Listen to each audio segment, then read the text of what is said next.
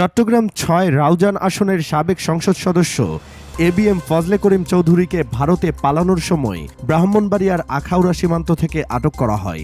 বৃহস্পতিবার ১২ সেপ্টেম্বর সকালে ফজলে করিম সহ দুজনকে আটক করে বিজিবি। আটকের পর বিজিবির জিজ্ঞাসাবাদে ফজলে করিম জানান, তিনি চিকিৎসার জন্য অবৈধ পথে ভারতে যাচ্ছিলেন। তিনি বলেন, বিষয়টি আমার ভুল হয়েছে। ফজলে করিমকে ভারতে পালাতে সহায়তা করার অভিযোগে মোহাম্মদ আব্দুল হান্নান নামে একজন ও পাচার কাজে জড়িত নাইম চৌধুরী নামে আরও একজনকে আটক করা হয়। বিকেলে এই রিপোর্ট লেখা পর্যন্ত তাদের বিরুদ্ধে আখাউড়া থানায় মামলা দায়েরের প্রস্তুতি চলছে। বিজিবি সরাইল ব্যাটালিয়ন ২৫ সূত্র জানায়, এই তিনজনকে সকাল ৭টার দিকে উপজেলার আব্দুল্লাহপুর সীমান্ত এলাকায় বাংলাদেশের সীমানার ২০ গজ ভেতর থেকে আটক করা হয়।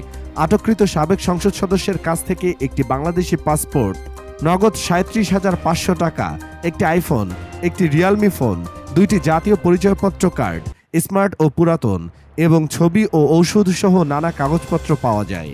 এছাড়া পালানোর কাজে সহযোগিতাকারীর কাছ থেকে ২টি মোবাইল ফোন, নগদ ২৩৯০ টাকা এবং মানব পাচারকারীদের কাছ থেকে একটি মোবাইল ফোন ও নগদ ৪৩০ টাকা জব্দ করা হয়। বিজিবি সূত্রটি আরও জানায়, জিজ্ঞাসাবাদে সাবেক সংসদ সদস্য জানিয়েছেন, মানব পাচারকারী মোহাম্মদ নাইম ভারতে প্রবেশ করিয়ে দেবে বলে মোবাইল ফোনে জানায়। এ অবস্থায় ফজলে করিম ঢাকা থেকে বাস যোগে আখাউড়ায় আসেন। পরে মোহাম্মদ হান্নান নামে আরেকজন তাকে সহযোগিতা করেন।